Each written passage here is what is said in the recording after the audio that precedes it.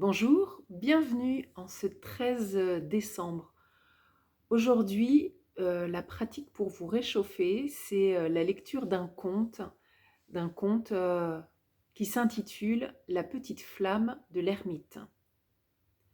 Alors on raconte qu'au pied d'une chaîne de montagnes neigeuses vivait un vieil ermite nommé Devananda.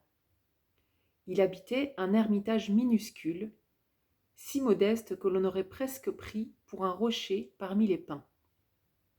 L'hiver y était rude. Le vent soufflait comme un animal blessé. Les nuits tombaient peu après que le soleil s'était levé, et la terre semblait figée sous un grand manteau blanc. Pourtant, chaque soir, au moment précis où le soleil disparaissait derrière la crête, une flamme s'illuminait dans la petite fenêtre de l'ermitage. Une flamme si faible qu'on aurait cru qu'un souffle suffirait à l'éteindre. Les villageois, intrigués, l'appelaient la lampe du sage. Un jour, un jeune voyageur monta la pente gelée jusqu'à l'ermitage. Il entra, les mains engourdies, le regard encore agité par les doutes de sa vie. L'ermite lui sourit et lui offrit un siège près du feu. « Maître, demanda le jeune homme, comment faites-vous pour vivre ici, si loin de tout, dans ce froid si rude ?» Le vieil homme saisit la petite lampe et répondit : « Je ne suis pas dans le froid, je vis dans la clarté. » Chez l'humain, il existe 3 sortes de feux. L'un nourrit le corps, l'autre éclaire les yeux, et le troisième éclaire le cœur. Il tendit la lampe vers le jeune homme. Je ne sais plus ce que j'ai dit. Celui qui nourrit le corps, c'est le feu digestif. Il transforme la nourriture en force, en énergie. Celui qui éclaire les yeux, c'est la lumière qui permet de voir, non seulement les formes, mais aussi les nuances, les signes discrets de la vie.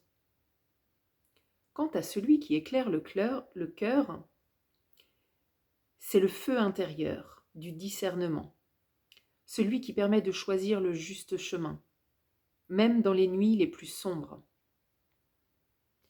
Le jeune voyageur observa la flamme calme de la lampe.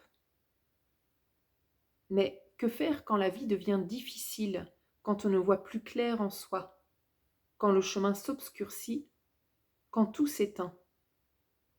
L'ermite approcha la flamme de son visage. Son regard brillait d'une lumière douce, presque irréelle. Alors, il faut faire ce que fait la terre en hiver. Elle se tait, elle ralentit, elle garde ses forces, elle protège sa lumière. Il ajouta : « Regarde cette flamme. Elle n'est pas grande, elle ne réchauffe pas toute la pièce, mais elle est stable.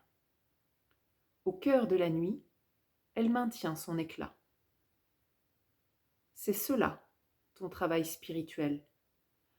Entretenir une flamme qui ne vacille pas, même si elle est petite. C'est cela le solstice, la promesse que de la moindre étincelle peut renaître le soleil. » Le jeune homme demeura silencieux, les yeux emplis d'une lueur renouvelée. Pour la première fois depuis longtemps, il sentit son cœur plus léger et plus clair, comme si quelque chose en lui retrouvait sa direction. Après son départ, l'ermite lui tendit la lampe. « Prends-la, descends la montagne avec elle. Tu verras, lorsque la nuit se fait longue, les êtres humains n'ont pas besoin de grands discours. Ils ont seulement besoin de rencontrer quelqu'un qui marche avec une flamme. » On raconte que cette nuit-là, alors que le jeune homme reprenait le chemin du village, on aperçut très loin parmi les pins sur la neige un point lumineux qui avançait lentement. Et ceux qui le virent comprirent que tant qu'il y aurait quelqu'un avec une flamme, le monde n'est jamais vraiment dans le noir. Voilà, le petit cadeau derrière la case du 13 décembre. Je vous souhaite une très belle journée. À demain!